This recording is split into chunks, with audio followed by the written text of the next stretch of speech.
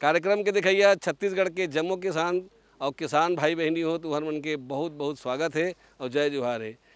बोलो बोलो गा निरंजन खेती के गुण गागा, कृषि दर्शन बोले। बोलो बोलो गा निरंजन खेती के गुण गागा, कृषि दर्शन बोले। परदेश में मित्र होते सुघर सुघर ज्ञान, और घर में मित्र होते सुजान लुगाई। अरे बड़े बड़े बीमारी के मित्र होते संगी, मोर नाना विध के दवाई संगी, नाना विध के दवाई। आज संगवारी हो, आज आप माप मल्ला कृषि दर्शन के ये जो कार्यक्रम है माध्यम से बताबो कि औषधि पौधे की खेती कैसे करे जाए, है ना संगी हो।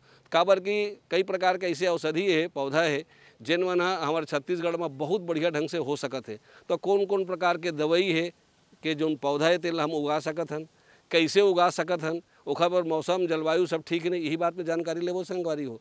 अब ये विषय के विशेषज्ञ के रूप में आज हमारे बीच में हवा डॉक्टर एलिस तिर्की जी। ये वरिष्ठ वैज्ञानिक इंदिरा गांधी कृषि विश्वविद्यालय के आए। तो हमारे एलिस तिर्की जी से आज के विषय के जानकारी लीन। एक पहले ले लेते एक छोटे से संदेश।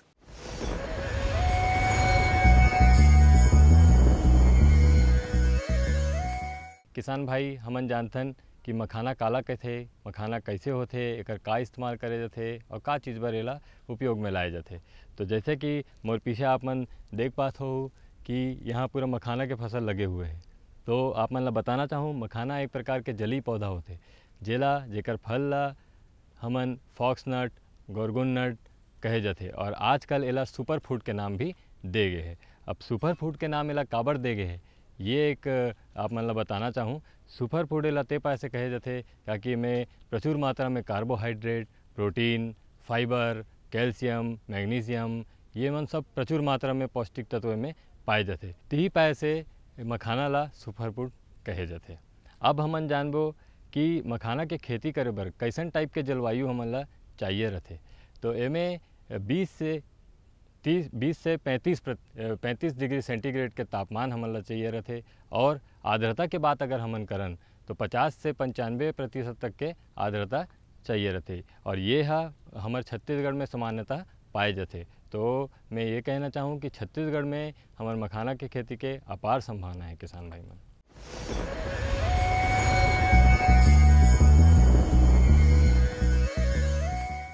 संगी हो, वैसे तो दवाई अपन आप में बहुत महत्व की चीज़ मानी जाती, चाहे कोनो प्रकार के दवाई हो, लेकिन कौन कौन से ऐसे औषधि पौधा है जिला हम छत्तीसगढ़ में उगा सकत हन और ओखर मन के का महत्व है, वो महत्व ला आवा जानथन। प्राचीन काल से हम इन औषधि पौधों का अपने रोज़मर्रा ज़िंदगी में जाने अनजाने रूप में इस्तेमाल कर रहे हैं और कई एक ऐसी औषधि पौधे हैं जिनका ज्ञान हम एक दूसरे को नहीं बांट पाने के कारण विलुप्त सी हो जा रही है ये जानकारियाँ। लेकिन हम ये कोविड-19 में जो हमने विगत कुछ समय में घोर संघर्ष किया था उसमें सभी ने काढ़े का इस्तेमाल किया। इस काढ़े में हमने बहुत सारे औषधि पौधे का उपयोग किया था, जैसे तुलसी पत्ता, गिलोय, अदरक, दालचीनी, गोल मिर्च इत्यादि। और इन सब को हमको सेवन करने से हमारे अंदर की जो इम्यूनिटी है, प्रतिरोधक क्षमता, रेस्पिरेटरी डिसऑर्डर के लिए वो हमारे लिए बहुत कारगर सिद्ध हुई और हम इसको पीने के कारण बहुत सारे हम अपने बचाव भी कर पाए। इस तरीके से हम और भी चिकित्सा पद्धति है जैसे एलोपैथी, होम्योपैथी, आयुर्वेदी, सिद्धि, यूनानी। पर आयुर्वेदिक जो चिकित्सा पद्धति है इसमें औषधि पौधे के बारे में हमारे पुराने ग्रंथों में भी इसके बारे में जिक्र किया गया है। इसका सेवन हम सभी को करना चाहिए, इसकी जानकारी हम सभी को रखना अति आवश्यक है। कारण ये है कि इसका सेवन करने से हम इसका कोई साइड इफ़ेक्ट नहीं होता, तो लोगों का रुझान अब दूसरी चिकित्सा पद्धति की बजाय इस औषधि पौधे की ओर होता जा रहा है और इसका प्रभाव हम अपने शरीर में विगत कुछ समय जैसे मैंने बताया हम देख सकते हैं। संगी वो समस्त उत्पत्ति के आधार ये भूइयाँ होते, तो ये जो हमार दवाई के औषधि के जो पौधा हम जो तैयार करबो ते न कौन प्रकार के जलवायु में होही, खेत ला कैसे तैयार करे बर पड़ही, कोनो दलदली में होही का, कोनो पानी में होही का, ये अलग अलग प्रकार से खेत की तैयारी अलग अलग औषधि पर करे बर पड़थे संगवारी हो। तो आवा जानिन खेत के तैयारी कैसे करे जाए। औषधि पौधे के खेती के लिए अलग अलग तरीके के भूमि और मिट्टी की आवश्यकता होती है। कुछ एक दलदली भूमि होती है जहाँ पे ज़्यादा छांव होता है तथा दलदली भाग होता है। ये जो दलदली भाग है इसमें भी ये मंडूक पर्णी, ब्राह्मी तथा बच इत्यादि को हम उगा सकते हैं और इसमें उसके गुण और उसके तत्व की रासायनिक तत्व की जो मात्रा है वो अधिक होती है। कुछ एक भूमि सूखा होता है, जो सूखे भूमि में उगने वाले औषधि पौधे होते हैं वो है अश्वगंधा, चंद्रसूर इत्यादि। कई एक ऐसे वृक्ष होते हैं, वृक्षों के सहारे भी हम औषधि पौधों को ऊपर चढ़ा सकते हैं जो बेल के रूप में होते हैं। जैसे गिलोय को पौधे के या किसी सहारे की आवश्यकता होती है। संगी वो पौधा तैयार करे बर बहुत जरूरी ये होते कि हम पौधा लगाबो कैसे, कतका गहीर में लगाबो, कतका दूरिया में लगाबो, काखर बर मांदा बनायल पड़ी, काखर बर मांदा बनाए की जरूरत नहीं है, काखर बर भूइयाल बरोबर करना है। तो वैसने जो हमारी औषधि पौधा है तेन मन ला लगाए बर हम भूइयां ला कैसे ढंग से तैयार करी और लगाए बेर कौन कौन बात के विशेष सावधानी रखी, कतका दूरी हम पौधा मन ला लगायल पड़ी, बीजा तो कैसे लगायल लगी, आवा इहुल जानना सन संगी हो। यदि किसान भाई मंडूक पर्णी की खेती करना चाहते हैं तो उसके लिए छांवदार स्थिति की आवश्यकता होती है जो 30 से 50% होना चाहिए तथा ज़मीन जो है वो दलदली या फिर जहां पानी का रिसाव ज़्यादा है और वहां अन्य फसल नहीं ली जा सकती, उसके लिए मंडूक पर्णी, ब्राह्मी, बच इत्यादि की खेती उपयुक्त होती है। उसके लिए हम जल भराव का क्षेत्र होता है उसमें हल्का सा ऐसे दलदला जैसे बनाते हैं स्थिति को और उसमें सीधे पौधे को 30 सेंटीमीटर या फिर हर एक पौधे का, जैसे बच का हम 50 सेंटीमीटर रखते हैं, ब्राह्मी का हम 30 सेंटीमीटर रखते हैं, 15 सेंटीमीटर मंडूक पर्णी का रहते हैं। इस तरीके से पौधे से दूरी रखते हैं। लेमन ग्रास की खेती के लिए आपको बहुत अच्छी भूमि की आवश्यकता नहीं होती क्योंकि इसे कम जल की आवश्यकता होती है। तो बरसात में इसकी एक गहरी जुताई कर ले, उस भूमि का इसके कल्टीवेशन में लिया जा सकता है जिसे आप धान या अन्य मुख्य फसल को नहीं ले रहे हैं। तो इसके लिए एक गहरी जुताई कर लें। गहरी जुताई करने से मिट्टी ऊपर आ जाएगा और उसके बाद कुछ हफ्ते बाद उसे फिर से 2 जुताई करके उसके बड़े ढेले और सॉइल को थोड़ा सा छोटा और टुकड़े में और हो जाता है। फिर उसके बाद उसको लेवलर से उसके सतह को प्लेन किया जाता है तथा हर एक सक्कस जो उसके कंस होते हैं उसे सक्कस कहते हैं, उसे ही हम बीज के रूप में इस्तेमाल करते हैं और ये 60 से 60 सेंटीमीटर दूरी पे इसे लगा देना चाहिए। और अगर भूक्षरण वाली स्थिति है, जहाँ ढालूनुमा स्थिति है, जहाँ पे पानी बहुत धार से गिरता है नीचे, वहाँ पे लेमन ग्रास, सिट्रोनेला, खस की खेती की जा सकती है। खस की खेती ज़्यादा उपयुक्त है ऐसी जगह पे क्योंकि खस जो है उसका जो जड़ है वो करीबन 1 से 1.5 मीटर लंबा होता है और ये मिट्टी को अच्छी तरीके से थाम के रखता है, इसीलिए ये भूक्षरण को रोकता है और साथ ही साथ इसे 1 साल से 18 महीने की आवश्यकता होती है। तत्पश्चात इसके जो जड़ों में वो औषधि गुण जो रहता है वो कीटोन वो प्रचुर मात्रा में प्राप्त होता है। संगी हो, आज के हमारे जो विषय है औषधि पौधे की खेती कैसे करे जाए, ये जो चर्चा थी तो चलते रही। आवा एक पहली छोटे सा संदेश ले लेते हैं। मेरे साथ बोलो ए बी। अरे नादान, बच्चे को एबीसी सिखा रहा है। अरे काम धंधे की एबीसी तू कब सीखेगा? ये देख विज्ञापन। तेरे जैसे कृषि विज्ञान सीखे हुए युवाओं के लिए भारत सरकार के कृषि मंत्रालय ने एक योजना बनाई है, ACABC। ACABC? जी हाँ, ACABC यानी एग्री क्लिनिक्स और एग्री बिजनेस सेंटर।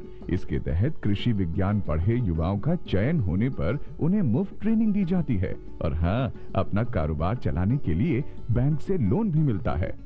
इसके साथ ही अगर युवा अपने इलाके के किसानों की खुशहाली के लिए उन्हें खेती बाड़ी व अपने कारोबार से जुड़ी लाभदायक जानकारी देते रहेंगे तो उन्हें लोन पर 36 से 44% तक की सब्सिडी भी मिलेगी। तब तो मैं जरूर सीखूंगा। काम धंधे की एबीसी।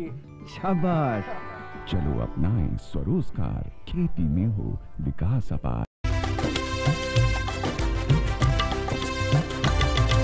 सहकारिता के बल पर विकास के लिए उठे कदम, जन सहकार की ताकत लेकर आगे बढ़ते जाएं हम। जन जन ने इस क्रांति में है विश्वास जगाया, हम सब ने मिलकर विकास का परचम है फहराया।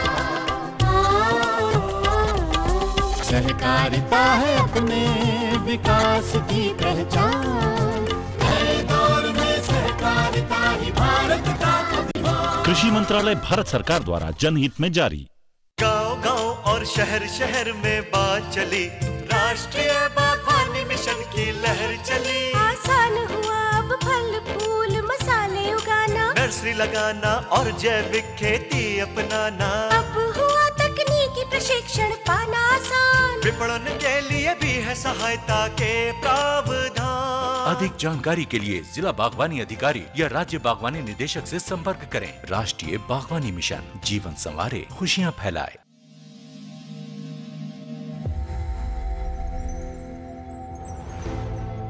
आत्मनिर्भर किसान भारत की शान। उत्पादन में आत्मनिर्भर होने के साथ साथ फसल की कटाई के उपरांत उपज की हानि को रोकने, ग्रामीण क्षेत्रों में रोजगार सृजन करने और बीज से बाजार तक के विजन को मजबूती देने के उद्देश्य से 1 वर्ष पूर्व माननीय प्रधानमंत्री श्री नरेंद्र मोदी जी ने एक महत्वाकांक्षी केंद्रीय योजना एग्रीकल्चर इंफ्रास्ट्रक्चर फंड की शुरुआत की। इस आधुनिक इंफ्रास्ट्रक्चर से कृषि आधारित उद्योग लगाने में एक बहुत बड़ा बदलाव आएगा और बहुत बड़ी गति आएगी। साथियों, अब हम उस स्थिति की तरफ बढ़ रहे हैं जहां गांव के कृषि उद्योगों से फूड आधारित उत्पाद शहर जाएंगे और यही तो आत्मनिर्भर भारत अभियान का संकल्प है। एग्रीकल्चर इंफ्रास्ट्रक्चर फंड से पात्र लाभार्थी गोदामों का निर्माण कर सकते हैं, छटाई या ग्रेडिंग इकाई, पैकिंग हाउस, सप्लाई चेन और कोल्ड चेन जैसी सुविधाएं या फिर प्राथमिक कृषि प्रसंस्करण केंद्र की स्थापना कर सकते हैं। इस योजना के तहत पात्र लाभार्थियों को 2 करोड़ रुपए तक के ऋण पर अधिकतम 7 वर्ष के लिए ब्याज में 3% तक की छूट दी जा रही है। ऋण पुनर्भुगतान के लिए 6 महीने से 2 वर्ष तक मोरेटोरियम की सुविधा भी उपलब्ध है। इस योजना ने अब तक सफलता की कई मिसालें कायम की हैं, जैसे कि मध्य प्रदेश के लाभार्थी श्री विपिन त्रिपाठी ने एग्रीकल्चर वेस्ट से बायोफ्यूल बनाने का इनोवेटिव प्राइमरी प्रोसेसिंग सेंटर लगाया है। लोन मिलने की वजह से हम समय पर सारी मशीनों का प्रोक्योरमेंट और सारा सिविल वर्क टाइम पे करवा पाए, जिससे ये प्रोजेक्ट को लगाना संभव हो पाया। राजस्थान के लाभार्थी श्री यशवर्धन मुंद्रा ने सॉर्टिंग एंड ग्रेडिंग यूनिट लगाकर रोजगार के अवसर पैदा किए हैं। कर्नाटक की महिला उद्यमी श्रीमती ममता वी ने प्राइमरी प्रोसेसिंग सेंटर लगाकर प्रगति की नई राह चुनी है। ಸಣ್ಣ ಪುಟ್ಟ ಉದ್ಯಮಿಗಳನ್ನ ಮತ್ತಷ್ಟು ಅಗ್ರಿಕಲ್ಚರಲ್ಲಿ ಹೆಚ್ಚು ನಾವು ಇನ್ನಷ್ಟು ಸಾಧನೆ ಮಾಡಲಿಕ್ಕೆ ಕಾರಣಕಾರಕವಾದಂತ ಈ ಅಗ್ರಿಕಲ್ಚರಲ್ ಇನ್ಫ್ರಾಸ್ಟ್ರಕ್ಚರ್ ಫಂಡ್ ಇಂದ ನಮ್ಮ ಇನ್ನಷ್ಟು ಯೋಜನೆಗಳು ಆಯೋಜನೆಗಳು ಉತ್ತಮಗೊಂಡಿದೆ। राजस्थान के लाभार्थी श्री दिनेश भट्टर ने जीरे की प्रोसेसिंग यूनिट लगाकर आसपास के ग्रामीणों को आत्मनिर्भरता प्रदान की है। महाराष्ट्र के लाभार्थी श्री अनूप कुमार मोहता ने वेयर हाउस बनाकर अन्न भंडारण को सुनिश्चित किया है। आज देश के कोने कोने से किसान, कृषि उद्यमी, किसान उत्पादक संघ, प्राथमिक कृषि सहकारी समितियां, स्वयं सहायता समूह और कृषि उपज मंडियां इस योजना का लाभ उठा रहे हैं।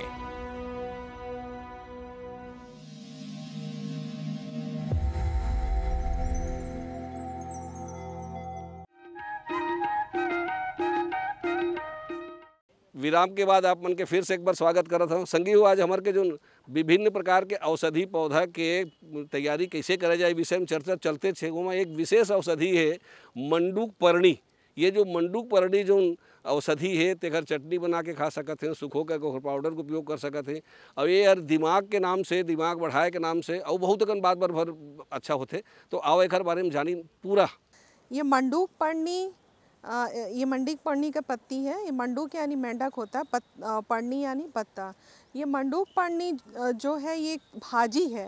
इस भाजी का उपयोग कुछ लोग अभी भी करते हैं और छत्तीसगढ़ में कुछ लोग इसको नहीं भी करते हैं। इसमें बहुत अच्छी औषधि गुण पाया जाता है। जैसे ये जो इसका सेवन करने से हमारा जो मेमोरी है, हमारा जो याददाश्त शक्ति है वो बहुत ज़्यादा वृद्धि करती है। इसमें वो रसायन पाए जाते हैं। तो इसकी चटनी भी बना के खाते हैं और इसकी भाजी भी बना के लोग इससे इस्तेमाल करते हैं।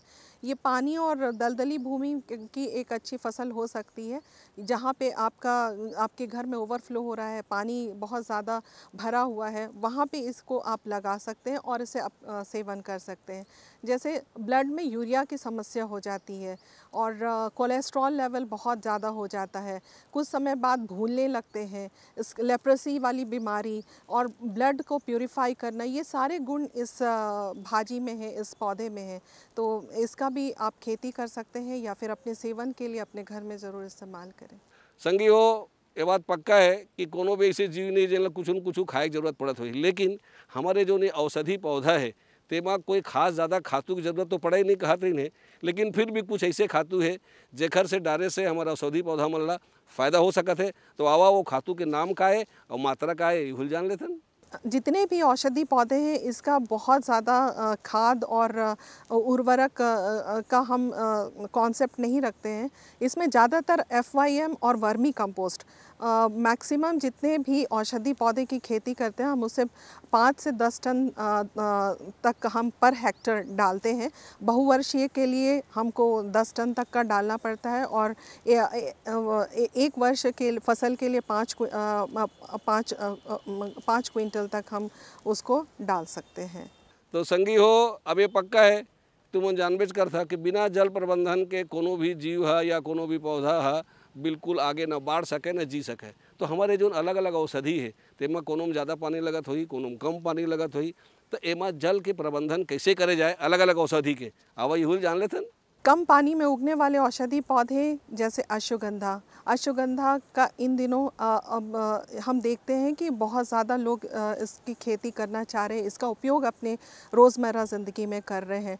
और आयुर्वेदिक जितनी भी औषधि होती हैं उसमें मैक्सिमम जो उनके प्रोडक्ट्स होते हैं उनमें सभी में औषधि के रूप में अश्वगंधा एक एक्टिव रूट का जो कंपाउंड है उसमें प्रेजेंट होता है, उसे डालते हैं।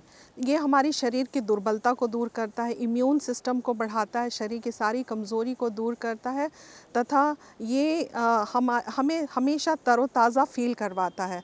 ये इसका जो जड़ होता है ये इसके इकोनॉमिक पार्ट होता है और ये 7 से 8 महीने में पूरा तैयार हो जाता है। इसके जड़ों को उखाड़ करके सावधानीपूर्वक उसे हम बहते पानी में धो करके उसे अलग कर लेते हैं और उसकी ग्रेडिंग करते हैं। यदि किसान भाई के पास ग्रेडिंग या फिर अन्य कोई सुविधा नहीं है, जड़ टूट रहा है, ऐसी स्थिति में उसको पाउडर कर लिया जाता है, धो करके छाँव में सुखा करके। छाँव में सुखाना अति आवश्यक है, किसान भाई कभी उसको धूप में ना सुखाएं क्योंकि उसमें जो रसायन प्रेजेंट रहते हैं और उसका जो कलर होता है वो दोनों इफेक्ट होता है सूरज की कड़ी किरण से। तो इसकी भी खेती किसान भाई रबी फसल है, इसे रबी के मौसम में लिया जा सकता है। और बरसाती फसल में हम लेमन ग्रास ले सकते हैं, मंडूक पर्णी, ब्राह्मी, गिलोय इत्यादि हम ले सकते हैं। संगी हो, वैसे तो ज़्यादा जत का जो औषधि पौधा है तेमन में ज़्यादा बीमारी कीटाणु के प्रकोप ज़्यादा होवे नहीं, लेकिन फिर भी ये कि कुछ ऐसे पौधा है जिमन में रोग लग सकते तो ओकर का लक्षण है, कैसे निदान करे जा सकते है आवा यहू जान लेते। कुछ औषधि पौधे जिसमें बहुत ज़्यादा बीमारी को देखा गया है वो है केवांच जो लता के रूप में पेड़ में चढ़ाया जाता है, उसको हम ऐसे छूने से हमारे हाथ में खुजली होता है। उसके फल में उसमें उसके बीज का उपयोग औषधि के रूप में किया जाता है। ये जो उसमें एल्डोपा कंटेंट रहता है तो दिमाग और पार्किंसन डिसीज़ के लिए ये एक बहुत इम्पॉर्टेंट मेडिसिन बनता है इसका। तो ये जो पौधा जब हम इसकी खेती करते हैं तो इसमें ये 6 महीने से 7 महीने का क्रॉप होता है। तीसरे महीने में इसमें बहुत ज़्यादा येलो मोज़ाइक वायरस का देखा गया है प्रकोप। तो इसके लिए हम या फिर अगर बहुत इकोनॉमिक थ्रेशोल्ड लेवल से बहुत ज़्यादा है तभी हम एक या मैक्सिमम 2 या 3 इंसेक्टिसाइड डालते हैं, नहीं तो ज़्यादातर और अन्य औषधि पौधे में इतना ज़्यादा प्रॉब्लम नहीं देखा गया है। संगीव अब हमार फसल तैयार हो गया औषधि के पूरा जिन जिन है जतका दिन में तैयार होते हुई उतका दिन में तैयार हो गए। अब सबसे ज़्यादा महत्वपूर्ण की चीज़ होते कि ओकर कटाई कैसे करे जाए, वो कटा करके काट करके ले जाके ओकर भंडारण कैसे करे जाए, कटाई के बेर कौन बात के ध्यान रखना है, कौन औषधि के जड़ काम आई, कौन औषधि के पत्ता काम आई, ये सारी बात के जानकारी लेकर के भंडारण किस ढंग से करना है आवा यहू जान लेते हैं संगी। इन औषधि पौधों को जब आप कल्टीवेट करते हैं तो सबसे इम्पॉर्टेंट जो चीज़ है जिसे ध्यान में रखना है इसका समय। यदि हम अश्वगंधा की अगर बात करें तो उसे हम 7 मंथ में हार्वेस्टिंग बोल रहे हैं, मतलब आपको 7 मंथ में उसको हार्वेस्टिंग कर लेना है। इसके बाद में उसकी रूट की क्वालिटी भी ख़राब होती है, उसमें रासायनिक तत्व भी कम होते हैं। लेमन ग्रास की बात करें तो लेमन ग्रास की जो पत्तियाँ होती है वो 3 महीने में ये तैयार हो जाती है, तो 3 महीने में ही आपको इसको काटना है, नहीं तो इसका जो तेल होता है वो वोलेटाइल होता है नेचर में, वो अपने आप उड़ जाता है और जैसे जैसे अवधि लेट होगा हार्वेस्टिंग का वैसे वैसे ये आपको कम मात्रा में ऑयल रिकवरी आपको पत्ती से मिलेगा। वैसे ही इसमें जो ब्रह्मीसॉइड ये मंडूक पड़नी की पत्तियां हैं उसे हर 3 महीने में हार्वेस्टिंग करनी है। उसके बाद इसके पत्ती का क्वालिटी भी ख़राब होता है, इसमें रासायनिक तत्व भी कम होते जाते हैं। तो इसका जो समय है किस क्रॉप को किस समय हार्वेस्टिंग करनी है वो बहुत इम्पॉर्टेंट है। बहुत सारे औषधि पौधे हैं जिसका हम हार्वेस्टिंग करके उसे हम धोते हैं और धोने के बाद छांव में सुखाना है, और कई बार अगर बहुत मास में है और उसे जल्दी मार्केट में आप ले जाना चाहते हैं तो उसे ड्रायर का भी इस्तेमाल करते हैं, लेकिन उसका टेम्परेचर जो नॉर्मल टेम्परेचर की तरह रखते हैं और उसको हम जैसे मंडूक पड़नी का हम जैसे तोड़ाई करेंगे, तोड़ाई करने के बाद इसे अच्छे से वॉश कर ले साफ़ पानी में वॉश करने के बाद इसे छांव वाले जगह में ही सुखाएं। जैसे भुई नीम को भी यदि आप काटते हैं ज़मीन की सतह से ऊपर तो उसे भी धो करके तत्काल धोना है, उसे रख करके फिर धोएं ऐसा नहीं, तुरंत धोना है और उसके पानी को जैसे ड्रेन हो जाएगा छांव में उसे सुखाना है। उससे उसका रंग और उसकी रासायनिक जो एक्टिव कंपाउंड है वो कम प्रभावित होता है और उसकी नमी बहुत ही मतलब उसकी नमी के साथ यदि आप उसे स्टोर करेंगे तो उसमें फंगस लग जाता है, उसकी क्वालिटी डिटेरियोरेट हो जाती है। तो वो जो नमी आपको उसमें चेक करके ही अगर आप बहुत ज़्यादा कल्टीवेट किए तो उसको भंडारण से पूर्व उसकी नमी आपकी अच्छे से निकल जानी चाहिए।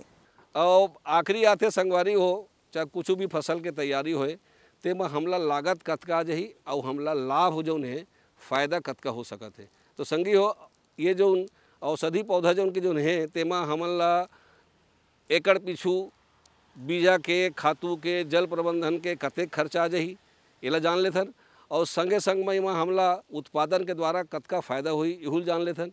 और संगी वो बहुत कन ऐसे भी दवाई है जिसमें सरकार है समर्थन मूल्य दे हवा, तो ये बात पक्का है कि समर्थन मूल्य के जो औषधि है चाहे कुछ भी चीज़ हो जिनला कहूँ अगर हम खेत में बोबो तो निश्चित रूप से हमला फ़ायदा होते और बेचाए के पूरा संभावना रहती संगवारी हो। तो छोटे किसान बड़े किसान दोनों कैसे लगावें आवा जान लेथन। छत्तीसगढ़ शासन लघु वन उपज विभाग के द्वारा कुछ एक औषधि पौधों का समर्थन मूल्य भी दिया गया है, जैसे गिलोय का 40 रुपये प्रति किलो, धवई फूल, फिर बहुत सारे ऐसे औषधि भुई नीम 16 रुपये किलो, केवांच 28 रुपये किलो, इस तरीके का करीबन 52-53 औषधि पौधे और अन्य एनटीएफपी जो है क्रॉप उनके लिए समर्थन मूल्य दिया गया है। तो इसको अगर देखें तो फिर हमको कोई भी ऐसी क्रॉप को लेना चाहिए जिसका समर्थन मूल्य शासन के द्वारा दिया गया है, ताकि किसान भाई उसको विक्रय कर सके और उससे धन अर्जित कर सके। हमला पूरा विश्वास है कि औषधि पौधा के आज के जो हम आप मतलब जानकारी दे हन तेखर तुम जरूर फ़ायदा उठा काबर की है कम जगह में और कई ठन तो परती भूइयाँ में होइया दवाई आए और बेचाए के भी कोई प्रॉब्लम नहीं है। तो संगी हो आज बसत के अवैया दरी बर एक नवा विषय लेके फिर आपके सेवा में हाजिर होबो। तलघस जम्मो संगवारी मन ला जय जोहार।